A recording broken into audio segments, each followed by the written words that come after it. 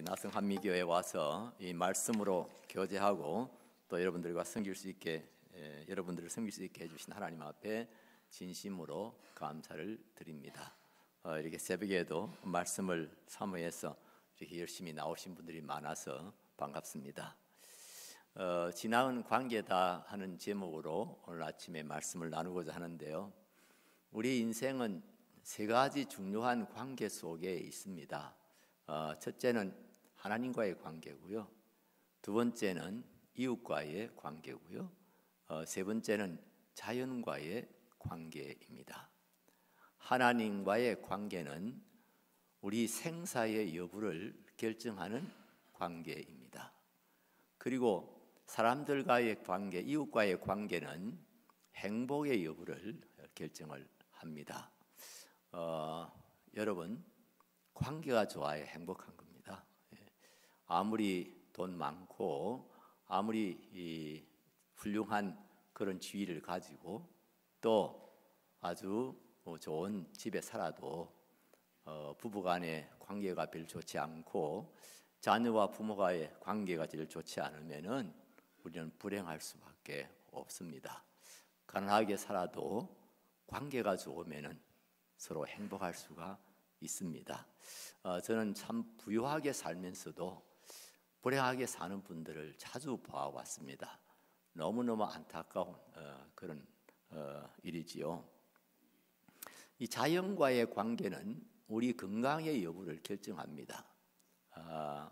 자연과의 관계가 친화적이어야 됩니다. 우리가 자연을 잘 보존하고 또 자연과 가까이 하는 이유가 우리의 영육 간의 건강함이 이 자연을 통해서 우리에 주어지는 경우가 많기 때문입니다. 이 세 가지 관계는 인생의 관계인데 우리는 신앙생활하는 분들이잖아요. 그러니까 우리는 인생할 때 신앙이라는 말로 바꿀 수 있습니다. 신앙은 바로 이런 세 가지 관계 속에 있다. 내가 신앙이 좋은 사람인가? 신앙생활 제대로 잘하고 있는가 하는 것을 체크해 보려고 그러면은 이 세 가지 관계를 체크해 보면 됩니다. 많은 사람들이 신앙하면은 하나님과의 관계만 생각합니다. 하나님과의 관계만 좋으면은 그것이 신앙이 좋은 것이냐 그렇게 생각하는 경향이 없지 않습니다. 십자가를 여러분 생각해 보십시오. 십자가는 이렇게 세로대가 있고 가로대가 있지요. 네. 이 십자가의 이 세로대는 하나님과 우리와의 관계를 상징한다. 그렇게 말할 수가 있습니다. 뭐 성경에는 없는 말씀이지만은 그런 상징성을 우리가 찾아볼 수가 있습니다. 그리고 이 가로대는 사람들과의 관계를 말한다 할 수 있습니다. 우리 예수님의 십자가는 하나님과의 관계를 올바른 관계로, 좋은 관계로 만들어 주셨고 또 사람들과의 관계도 좋은 관계, 또 어려운 관계로 이렇게 만들어 주셨습니다. 이 하나님과의 관계가 모든 관계의 원천입니다. 기준입니다. 그 하나님과의 관계가 제대로 되지 않으면 인간관계도 자연과의 관계도 파괴적이 되어져 버리는 것입니다. 오늘 본문 말씀은 이것에 대해서 아주 분명하게 말씀해 주고 있는 성경 구절 중에 하나입니다. 요한복음 15장 5절 6절 말씀입니다. 우리 같이 말씀 읽도록 하겠습니다. 요한복음 15장 5절 6절 앞에 떴네요. 우리 같이 읽겠습니다. 나는 포도나무요 너희는 가지라.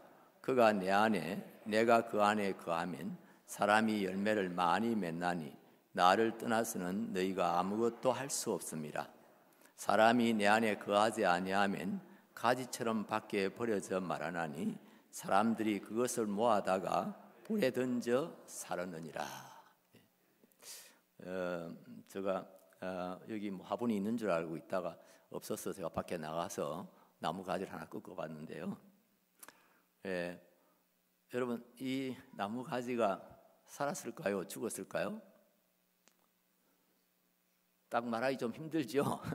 예, 지금 보기에는 생생하게 살아 있으니까요. 예, 그러나 근본적으로 보면은 이 나무는 죽은 거죠. 왜요? 이 나무 가지가 나무에서부터 잘려졌으니까요. 그래서 더 이상 수분이 공급이 안 되죠. 영양분도 공급 안 되죠. 무슨 동화작용도 안 일어나죠. 이거 여기다가 놔두면은요, 며칠 안 가서 말라버릴 겁니다. 그러면 교회 청소하시는 분이 이거 쓰레기통에 넣겠지요? 그러면 그 쓰레기는 어디서 가져갑니까? 여기도 뭐 시티에서 가져가겠죠? 한국에서는 구청에서 청소차가 나와서 싣고 갑니다. 어디로 갈까요? 일반 쓰레기는 소각장으로 가지요. 그래서 거기 가서 소각돼 버리는 거죠. 태워버리는 거죠. 사람도 꼭 마찬가지입니다. 오늘 말씀 보세요. 예수님은 포도나무고 우리는 가지다. 다른 말로 우리 예수님은 생명의 나무이십니다. 성경에서 예수 그리스도는 생명나무라고 이렇게 말씀하고 있습니다. 그 예수님과의 관계가 끊어지는 것, 우리 하나님이 생명의 창조자이신데 그 하나님과의 관계가 끊어지는 것, 그게 바로 죽음입니다. 영적인 죽음입니다. 사람 불교에서는 죽음을 소멸로 생각합니다. 사람이 죽으면 없어진다는 거죠. 그래서 사람이 죽으면 그분들은 입적한다, 입멸한다 그렇게 말합니다. 즉 멸하는 것은 영어로 nothing입니다. 그래서 아무것도 없는 무의 세계로 들어간다고 그렇게 이야기하는데, 우리 기독교는 죽음을 관계가 이렇게 나누어지는 것을 말합니다. 영적인 죽음은 하나님과의 관계가 깨어지는 것이고요. 그리고 육체적인 죽음은 영육이 분리되는 것입니다. 어쨌든 예수님과의 관계가 끊어진 사람, 하나님과의 관계가 끊어진 사람은 이 가지가 나무에서 끊어진 것처럼 멀쩡하게 살아있는 것처럼 보이지만은 실제로는 죽은 사람이라고 하는 겁니다. 영적으로 죽은 사람입니다. 이 식물이야 뭐 마르는데 2, 3일밖에 안 걸리겠지만은 사람은 마르는데 한 8, 90년 걸립니다. 요즘은 의학이 발전해가지고요, 이렇게 이것도 수반에다 꼽아 놓으면은 좀 더 버티겠죠. 그래서 사람들이 요즘은 이렇게 좀 더 버티고 있긴 합니다만은 그래도 8, 90대면은 마르지요. 완전히 마르면은 이제 화장터로 가서 화장하는 거죠.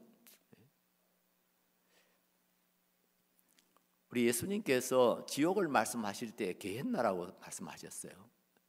게헨나라는 그런 용어를 사용하셨어요. 근데 게헨나가 뭐냐 하면은 예루살렘 성 바깥에 흰놈의 골짜기라는 골짜기가 있습니다. 흰놈의 골짜기에는 쓰레기장이 있습니다. 그 쓰레기장을 게헨나라고 불렀습니다. 그 쓰레기장에는 언제나 쓰레기 타는 불이, 연기가 이렇게 오르고 있었습니다. 그러니까 지옥을 말하기에 아주 사람들이 알아듣기 쉽게 예수님이 설명하시기 위해서 게헨나라는 말을 쓴 것이죠. 게헨나에 들어갑니다. 지옥은 천국의 쓰레기장이라 할 수 있습니다. 쓰레기장에 들어가는데 좀 차이는 있습니다. 이 소각장에는 다 타서 그냥 없어져 버리는데 천국은 그렇지 않다고 지금 성경에서 말하고 있죠. 영원토록 불의 고통을 당한다는 그런 표현을 성경에서 하고 있는 것을 볼 수가 있습니다. 우리 본문 말씀도 있지만은 또 요한 1서 5장 12절 말씀에 보면은 아들이 있는 자에게는 생명이 있고 아들이 없는 자에게는 생명이 없다, 그렇게 말씀하고 있는 것을 볼 수가 있습니다. 그렇습니다. 하나님과의 관계가 제대로 성립되어져 있는 사람, 하나님과 좋은 관계가 되어 있는 사람은 살아있는 사람입니다. 그렇지 않은 사람은 죽은 사람입니다. 그 마음에 예수 그리스도가 있는 사람은 살아있는 사람입니다. 그러나 그 마음에 예수 그리스도를 영접하지 못한 사람들, 이런 사람들은 죽은 사람들입니다. 미안하지만은 멀쩡하게 살아서 활동하고 있지만은 그러나 영적으로는 죽은 사람이 많습니다.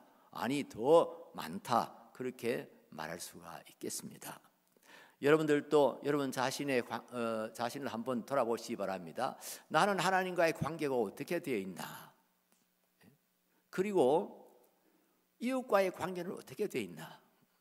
이웃 중에 가장 가까운 이웃이 아내잖아요, 남편이잖아요, 자녀들이잖아요.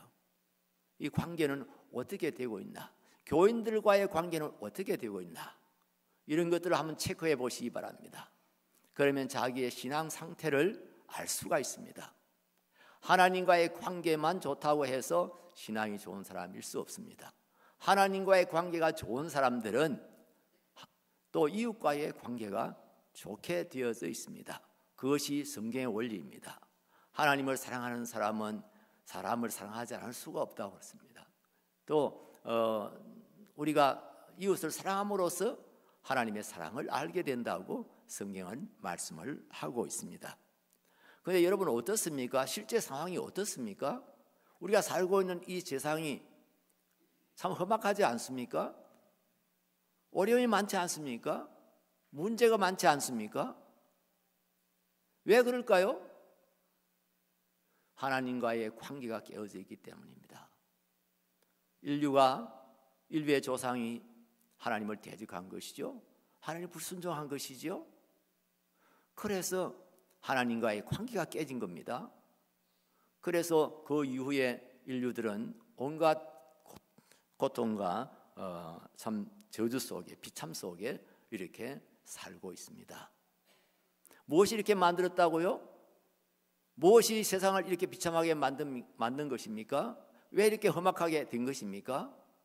하나님과의 관계가 깨진 것이에요. 다시 말하면 죄가 하나님과 우리의 관계를 깬 겁니다.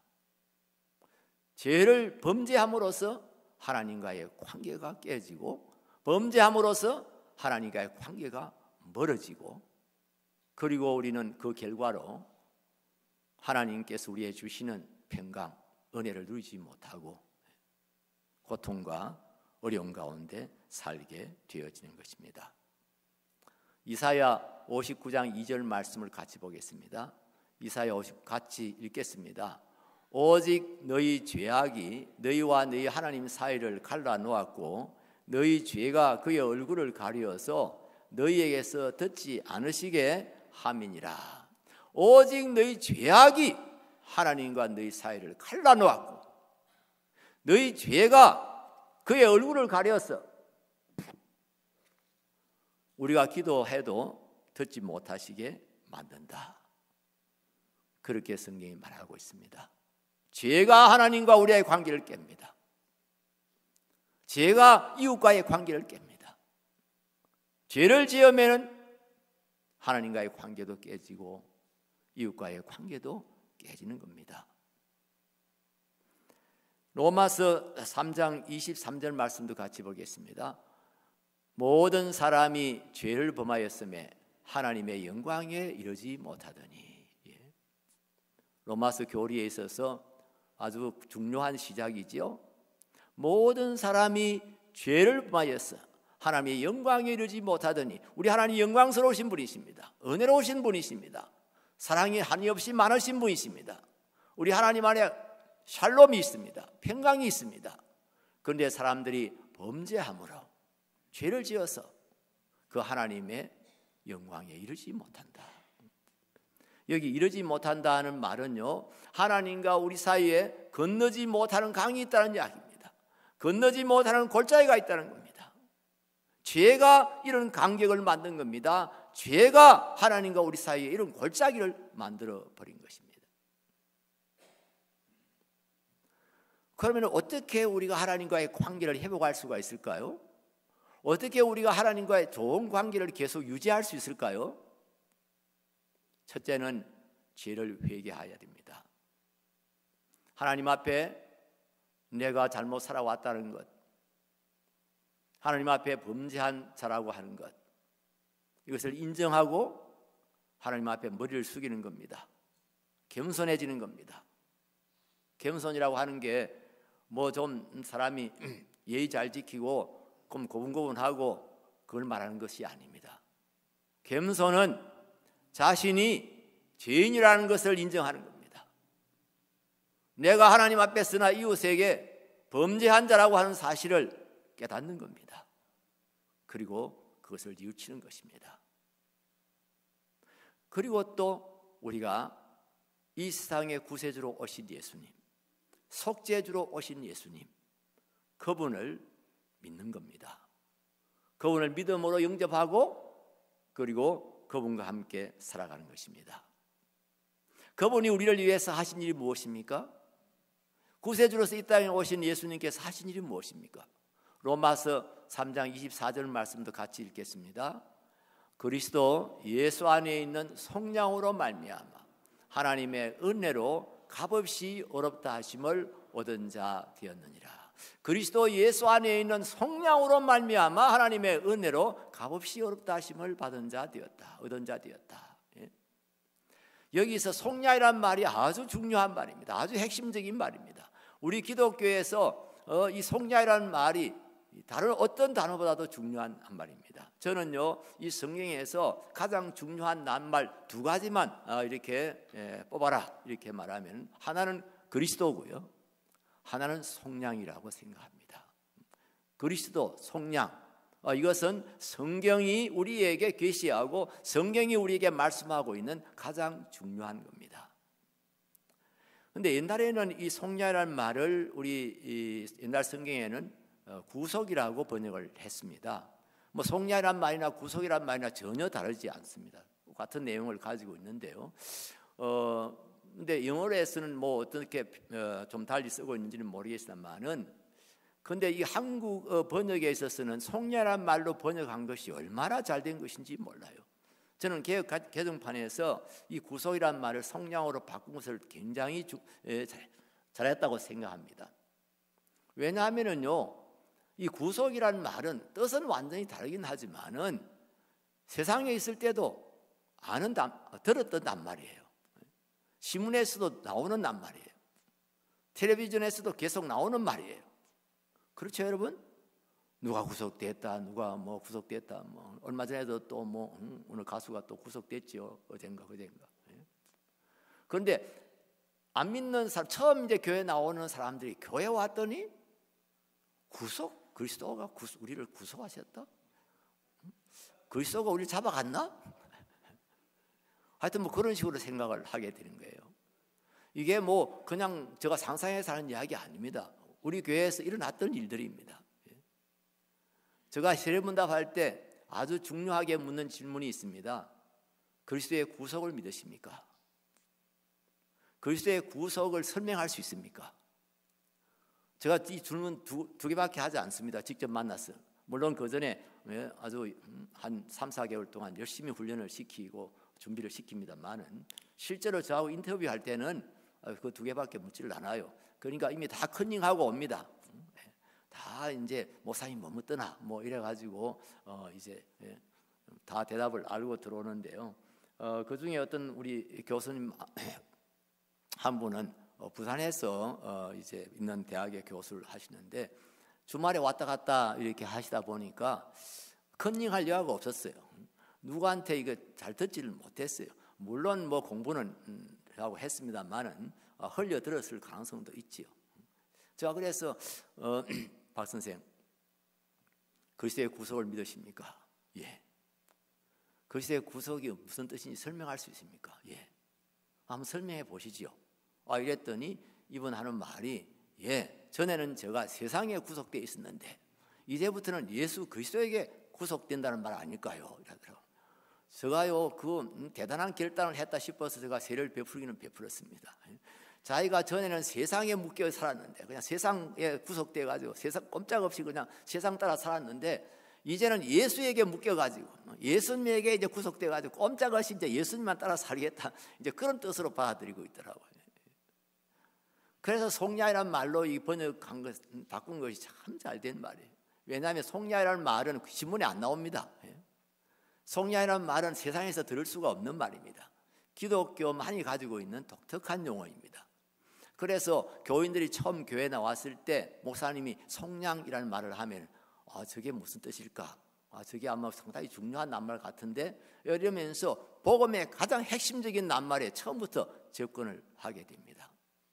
이 속량이라는 말의 의미는요, 사전적인 의미는 그렇습니다. 저를 따라서 하시기 바랍니다. 노예를 해방시켜 양민으로 만드는 것. 노예를 해방시켜 양민으로 만드는 것이 속량이라는 말의 사전적인 의미입니다. 그리고 이것을 성경적으로 풀어서 이야기하면 그렇습니다. 죄와 죽음의 노예인 우리를 해방시켜서 하나님 나라의 백성이 되게 하신 겁니다. 믿으시죠? 죄와 죽음의 노예인 우리를 거기서 해방을 시켜서 하나님 나라의 백성이 되게 하신 것입니다. 하나님의 자녀가 되게 하신 겁니다. 이것이 그리스도가 우리를 위해서 하신 일입니다. 그리스도 예수 안에 있는 성령으로 말미암아. 왜 그리스도를 앞에 세웠을까? 꼭 그런 뜻인지 아닌지는 모르겠지만은 이 예수라는 말은 좀 일반적인 인간 예수 그리스도의 인성을 표현하는 이름이라고 하면은 그리스도는 예수 그리스도의 신성 혹은 예수 그리스도의 사명을 특별히 강조해서 쓰는 용어입니다. 기름 부음을 받은 자.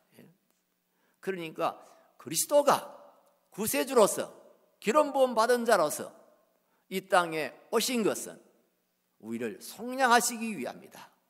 우리가 그리스도의 속량을 받아서 하나님의 은혜로 의롭다 하심을 받게 되어진 겁니다. 예수의 속량으로 말미암아 우리가 죄를 용서받고 의롭다함을 받게 된, 의롭다는 말은 무죄선을 받았다는 이야기입니다. 아무 죄가 없다, 깨끗하다 그런 의미가 아니고 너는 용서받았다. 너는 용서받았다. 용서받은 사람이다 하는 뜻입니다. 예수 그리스도의 속량으로 말미암아 우리가 죄의 용서함을 받은 겁니다. 죄의 문제가 해결된 겁니다. 이 속량이라는 말 속에는요 여러 가지 의미가 있습니다만은 크게는 두 가지 내용이 들어 있습니다. 그 첫째는요 대속이라는 말이고요. 두 번째로는요 화목이라는 뜻입니다. 속량이라는 말 속에는 대속이라는 의미가 있고 화목이라는 의미가 있습니다. 대속이라는 말은 빚을 져서 빚을 갚지 못하고 남의 노예가 된 사람을 빚을 대신 갚아주고 그 사람을 노예에서 해방시킬 때 쓰는 말입니다. 예를 들어서 저희 아버지께서 빚이 많이 졌어요. 갚을 수 없게 됐어요.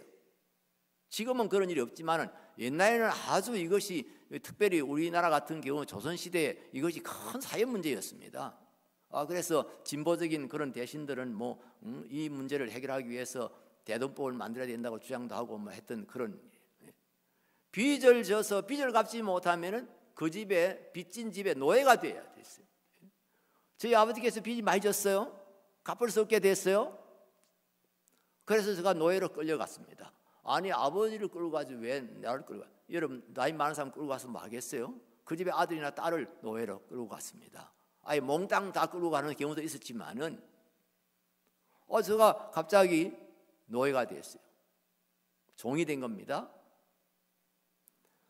우리 삼촌이 이걸 알았어요. 조카가 형님이 빚을 못 갚아가지고 조카가 남의 집에 노예로 팔려갔다. 그래서 삼촌이 찾아온 겁니다. 그 채권자에게 찾아온 겁니다. 우리 형님이 진 빚이 얼마요? 150석이다. 그러면은 저희 삼촌이 그 150석을 이 집에 갚아주고 저를 그 집에서 데리고 나올 때 쓰는 말이 앞으로 루트를 씻으란 말이에요. 대속한다는 말입니다. 성경에서는 죄란 말하고 빚이란 말하고 동의어로 사용하고 있는 것을 볼 수가 있습니다. 우리가 죄를 짓고 죄의 빚이 졌습니다. 그래서 우리는 죽음의 노예가 되었습니다. 사탄의 노예가 되었습니다. 그런데 우리가 갚아야 할 이 빚을 예수님께서 대신 갚아주신 겁니다. 우리가 죽어야 되는데 예수님이 죽으신 겁니다.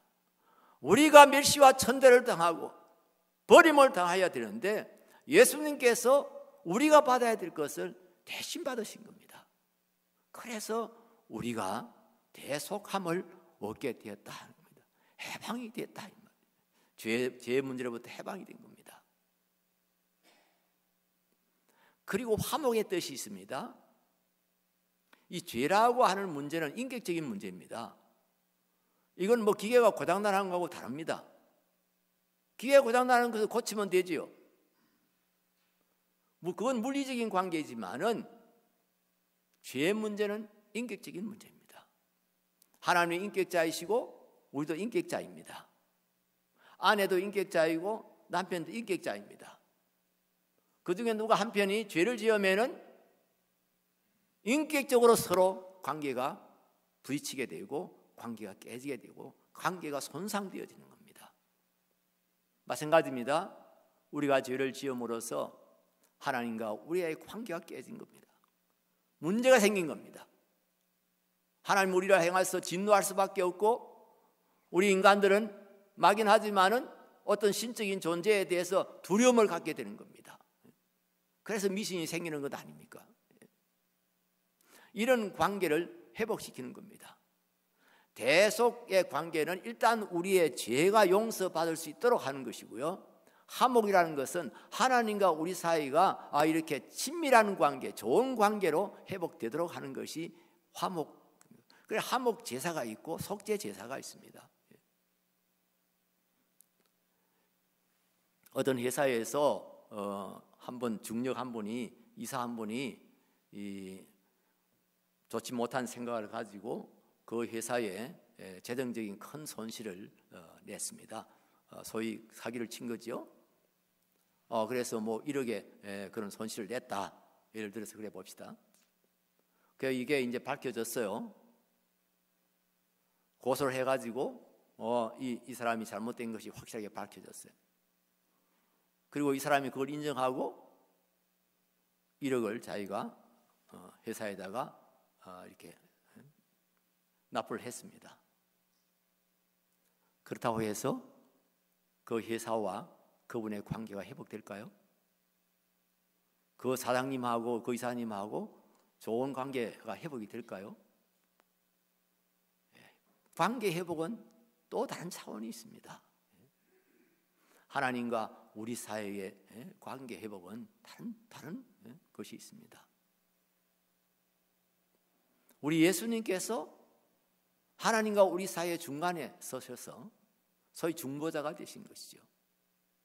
우리를 변명해 주시고 우리를 중보해 주신 분이 예수님이십니다. 그리고 하나님께는 하나님 아버지, 내가 저들을 대속했습니다. 이제 하나님께서 용서하시고 저들에게 사랑을 베풀어 주십시오. 그래서 하나님과 우리 사이가 사랑의 관계로, 친밀한 관계로 그렇게 회복되도록 하신 것이 바로 이 화목입니다.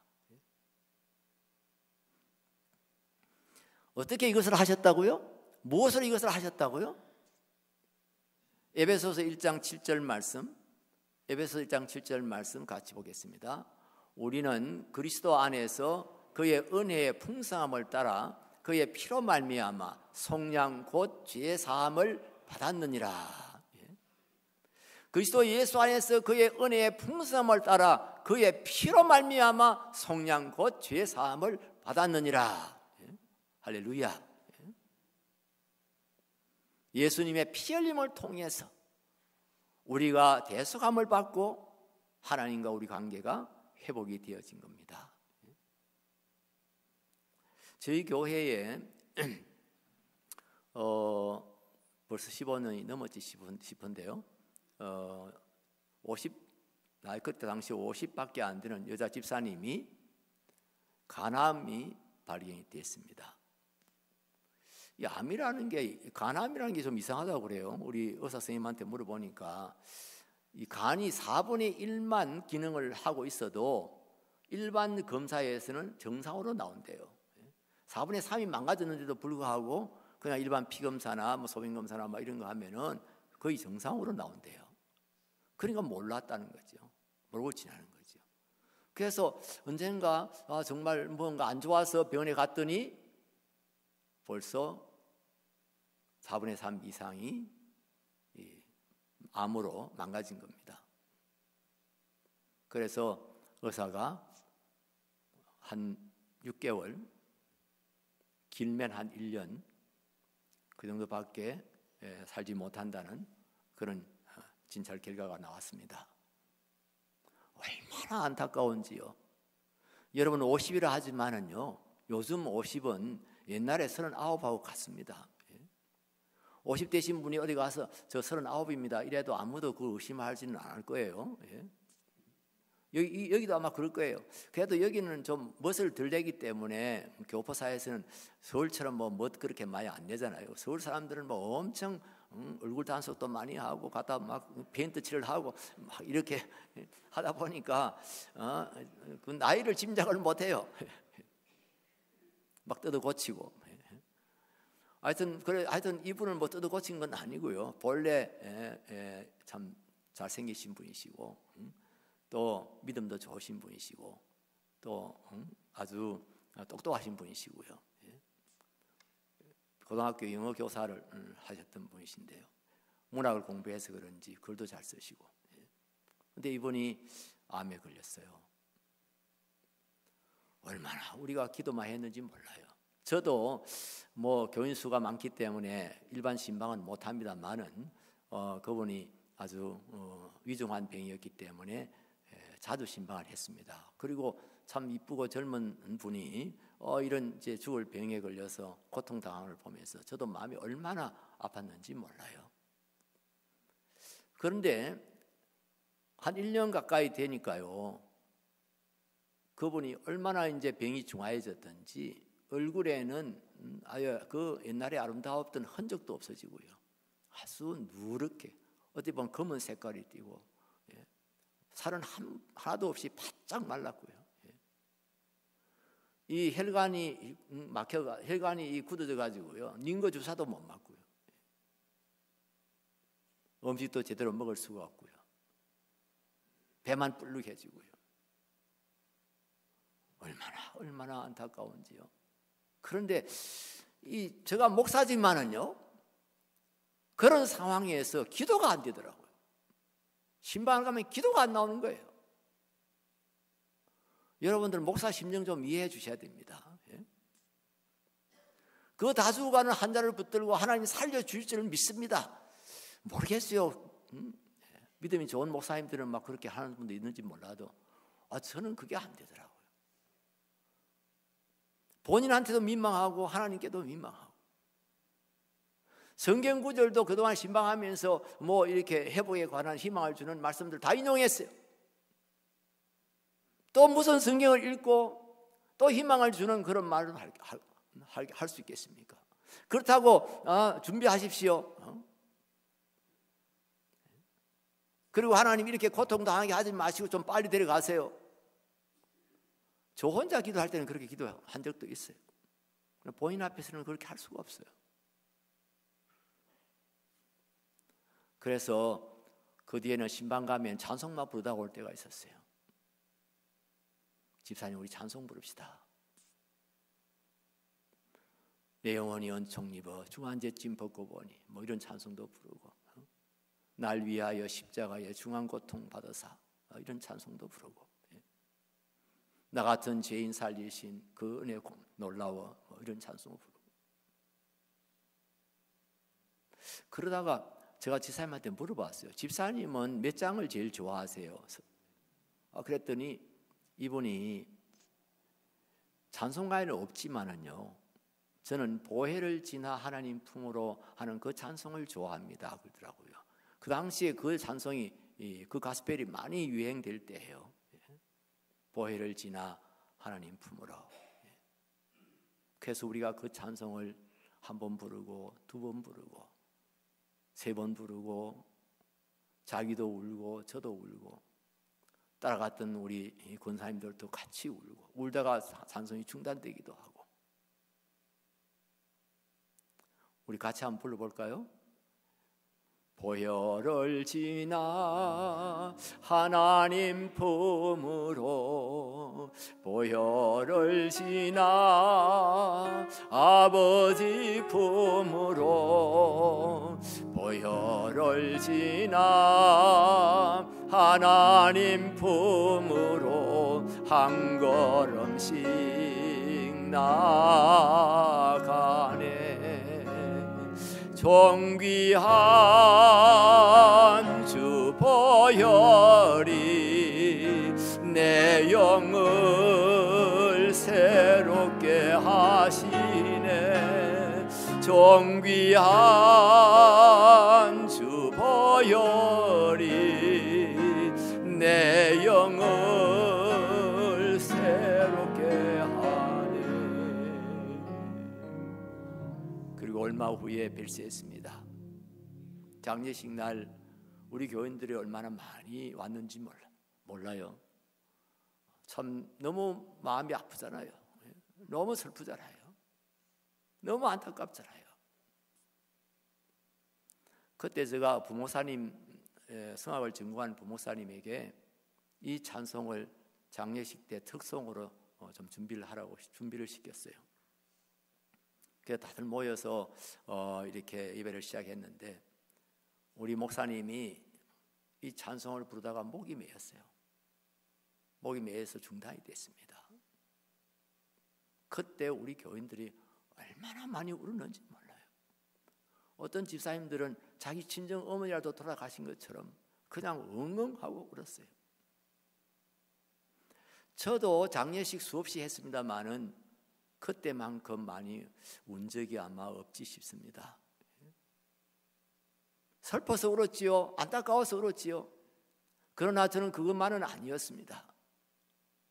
제가 정말 가슴 베이도록 눈물이 흘러난 것은 그렇구나. 나 같은 졸렬한 인간도, 나 같은 죄인도 예수님의 보혈이 있기 때문에 그 보혈을 통과할 때 하나님의 품에 안기게 되는구나.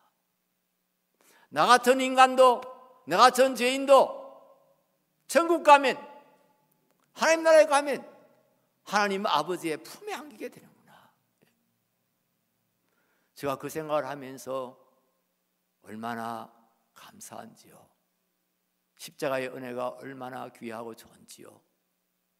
이 지사님이 다 죽어가는 그 순간에도 주님의 보혈을 통과하고 나면은 내가 아버지 집에 이르게 될 것이고 하나님 아버지의 품에 안기게 될 것이다. 그런 소망을 가지고, 그런 믿음을 가지고 당당하게 죽음을 맞이했던 거예요. 여러분 생각에 목사가 뭐 그렇게 죄가 많겠냐? 혹시 그렇게 생각하는 사람이 있을지 모르겠지만은 저도 뒤를 돌아보면은 그야말로 걸음마다 자국마다 죄라고 하는 것을 인정하지 않을 수가 없습니다. 여러분 그 찬송 아시지요? 걸음마다 자국마다 다 죄뿐입니다. 그건 방탕했다가 회개하고 돌아와서 어떤 사람이 그 가사를 작사한 것이 아닙니다. 유명한 어떤 목사님이, 세계적으로 유명한 어떤 목사님이 쓴 시입니다. 자국마다, 발자국마다, 걸음마다 뒤를 돌아보니 다 죄뿐입니다. 우리가 마음으로, 말로, 행동으로 하나님과 이웃에게 죄를 지으며 살고 있지 않습니까? 죄를 지으며 살았지 않습니까? 그런데 예수님께서 우리의 죄를 씻기 위해서, 우리의 죄를 씻어 깨끗하게 하시기 위해서 십자가에 못 박혀 죽으신 겁니다. 그가 피를 흘려주신 겁니다. 그 피 흘림 때문에 우리가 희망을 가지고, 비록 나 자신을 보면은 이거 어디다 써먹을 수 있겠냐? 인간이 왜 이러냐? 그런데도 우리가 절망하지 않고 우울증에 빠지지 않고 다시 용기를 내고 희망을 갖는 것은 그리스도의 십자가의 보혈이 있기 때문입니다. 그분이 나를 위해서, 그분이 우리를 위해서 피 흘려 주셨기 때문입니다. 여러분 믿으십니까? 아멘 하니까 감사합니다만은 저는 신학대학교 1학년 때 1년 내내 이 문제를 가지고 고민했습니다. 이게 받아들여지지 않는 거예요. 여러분 저는 모태신앙이에요. 그래서 고등학교 때까지는 그냥 가르침 받은 대로 믿었어요. 아무 의심 없었어요.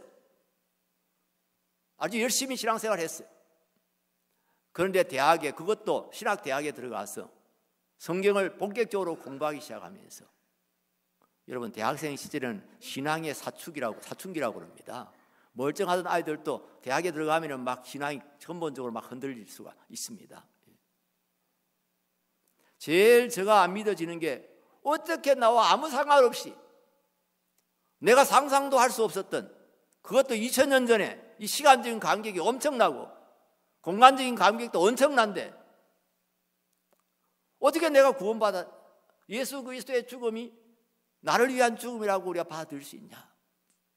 여러분 이런 고민 해본 일이 없으세요? 이런 생각 해보신 일이 없으십니까? 예수가 2000년 전에 와가지고 내가 메시아다, 내가 구원자다, 이렇게 와가지고 우리를 위해서 십자가에 못 박혀 죽으셨다. 그 말 한다고 우리가 그 말을 그렇게 받아들일 수 있겠어요? 그런데 제가 그때 그 고민, 그때 그 회의, 그것을 극복할 수 있었던 것은요, 이 일이 어느 날 갑자기 일어난 일이 아니었다는 겁니다. 이 일이 우연히 생긴 액시던트가 아니라는 이야기예요. 그냥 우연히 일어난 사건이 아니라는 이야기입니다. 예수님 하나님께서 수천 년 전에 성경을 통해서 우리에게 말씀해 주신 겁니다. 계시해 주신 겁니다. 예언해 주신 겁니다. 아주 구체적으로 예수 그리스도가 이 땅에 오셔서 우리를 구속하실 것에 대해서, 우리 속량하실 것에 대해서 무려 400번 이상 기록되어 있습니다. 그리고 직접적인 말씀이 아니더라도요, 구약시대의 여러 가지 제도들 보십시오. 성전의 구조를 보십시오. 성막에서 하던 일을 보십시오. 그 성막에 수없이 들여진 어린 양들, 피 흘려 피가 뿌려지고 수없이 죽임을 당했던 그 송아지들, 무엇을 예표하는 것입니까? 무엇을 언약한 것입니까?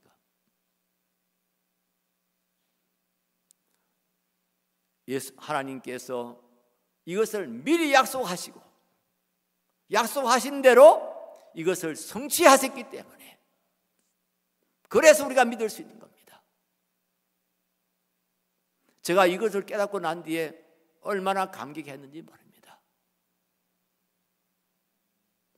그래서 그때 제가 제일 좋아했던 찬송이, 우리 찬송가에는 없습니다만은, 주 보혈로 날 사심은 그 뜻이 깊고 크셔라. 주 보혈로 날 사심은, 그 제가 찬송이 그냥 약간 생각만 해도 그때는 가슴이 먹먹해지고 눈물이 흘렀습니다. 그렇습니다. 하나님께서 우리를 위해서 일찍 창세전에 작정하시고 예정하시고 알리시고 약속하시고 예언하시고 수없이 그렇게 하시다가 때가 됐을 때 그 아들을 이 땅에 보내셨고, 그가 이 땅에 태어나셔서 온갖 고난을 당하시고 약속대로 십자가에 못 박혀 죽으셨습니다. 어린 양으로 십자가에 못 박혀 죽으셨습니다. 그런 말미암아 우리가 이 놀라운 구원의 은혜를 누리게 되어진 겁니다. 하나님께 감사하시기 바랍니다. 이 놀라운 은혜를 여러분 정말 회복할 수 있게 되기를 바랍니다. 이 은혜가 여러분의 가슴을 먹먹하게 정말 감격으로 벅차오르는 그런 신앙 고백을 회복할 수 있게 되기를 바랍니다. 오늘날 우리 성도들의 마음이 얼마나 식어져 버리고 있는지 모릅니다. 이 복음에서 얼마나 멀리 떠나 있는지 모릅니다. 입술로는 고백하지만은 마음으로는 고백되지 않고, 마음으로 인정은 하지만, 이성적으로 인정은 하지만 그러나 실감이 나지 않는 그런 경우가 얼마나 많은지 모릅니다. 그래서 한국 교회가요, 오늘날 두 가지 방향으로, 물론 세계 교회가 다 그렇다고 할 수 있겠는데요, 두 가지 방향으로 이렇게 타락하고 있습니다. 하나는 교회가 샤머니즘에 빠져들었습니다. 그야말로 예수 믿고 기도하고 복 받고 그래서 편하게 살고, 거기다 욕심까지 더 부려서, 안 믿는 사람보다 욕심을 한 가지 더 부려가지고 또 천당 가서 영원토록 또 잘 살고, 그런 샤머니즘이 되어버린 겁니다. 그냥 자기가 욕심대로, 자기 소원대로 하나님께서 이루어 주시도록 기도하는, 그게 기도가 되어버렸고요. 그게 여러분 샤머니즘하고 미신하고 기독교하고 무슨 차이가 있습니까? 다만 미신 믿는 사람들은 삼신 할매한테, 삼신 할머니한테 가서 빌고, 우리는 천지를 창조하신 하나님께 빌고, 그런 대상의 차이는 있지요. 그러나 가치관의 차이는 없습니다. 똑 마찬가지입니다. 그 다음 한 가지는 휴머니즘이 되고 있습니다. 조금 이렇게 좀 지식적으로 좀 이렇게 높은 그런 교회들 가보면은 기독교가 휴머니즘입니다. 그냥 이웃 사랑 많이 하고 이렇게 잘 구제하고 또 교양 있게 좀 깨끗하게 살고, 그냥 그게 종교입니다. 그게 그분들의 신앙입니다.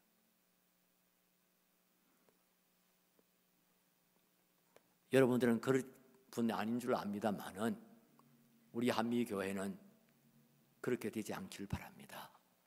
십자가의 복음에 세워진, 십자가 예수 그리스도의 보혈에 세워진 그러면 여러분의 신앙이 되시고 그런 고백적인 삶이 되시기를 주의 이름으로 축원합니다.